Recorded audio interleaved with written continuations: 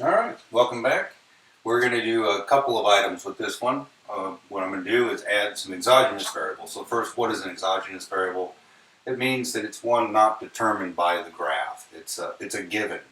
And so we're going to treat both private investment and government spending as a given for the particular, say for this year. We have our consumption function already. And so the reason for that is it's planned investment. This is what businesses planned to do last year for this year. So they're going to follow through on their plans.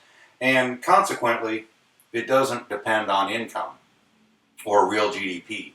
Their plans have been set. How do businesses make their plans? Well, it could be animal spirits. They're trying to figure out, is consumer confidence up? They're really just guessing at what next year will bring.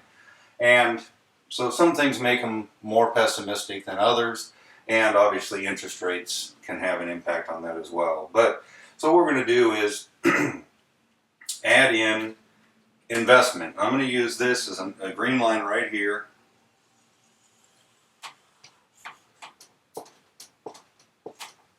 So now I've added investment, and we'll call that $10. And if you recall from the consumption function, autonomous spending was at $20. And so we have one more. We're going to put in government spending.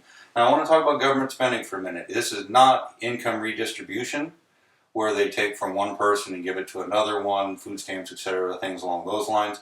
What we're talking about in government spending is when they're actually going out and spending money to create something. Now, we don't make judgment calls of what they create. They could create roads, they could create a pyramid in Oklahoma. All of that, as far as this model is concerned, is just government spending. And so, how about we say that government spending then is going to be at $15.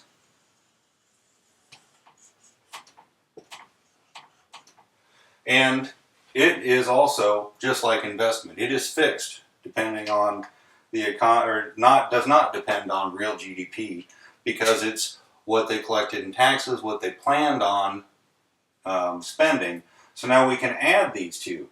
And when you add this one to this one, that's pretty easy. You get 25 and it's the same all the way across. This one, it's going to follow the same consumption function. And so what I'm going to do is say add 25, so the 10, the 15, and the 20. That's 25, that's 45, which would put us about here. And then it'll follow the same slope as the consumption function, because now it's aggregate expenditures. This is C plus I plus G. And so you know, it would also include net exports. I'm going to save that because we go into net exports a little bit heavier towards the later half of the class. But just so you know, these two lines are parallel, and it's shifted up by the amount of both of these combined. And so now what we need to do is say, if this is our aggregate expenditures model for the year 2014 that just got done, where was equilibrium? Where was it that spending by all modes here in this closed economy was exactly, the real GDP and the spending was exactly equal? And so what we're going to do is add our 45-degree line right here. And that's going to determine where aggregate spending and real GDP are exactly equal. I need to draw my graph a little bit better here because I'm running out of space. But I've drawn a little bit, planned a little bit ahead. So anyway, right here,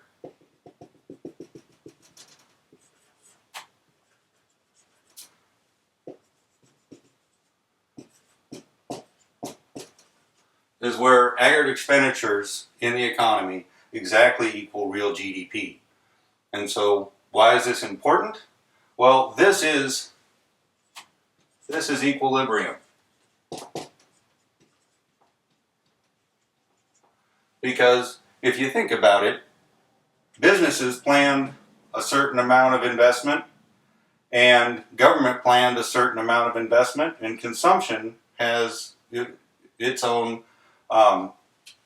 qualities there. And so what we're doing is saying, when we add all these up, it exactly turns into the amount expended. So there's no buildup of inventories. There's no rush to go get more employees. There's nothing like that. Everything worked, and we're in a nice stable spot where we consume exactly what's produced, which means we get paid. Now think back to the circular flow model. Remember, the dollar spent is a dollar earned. At this point, everything's nice and equal and balanced.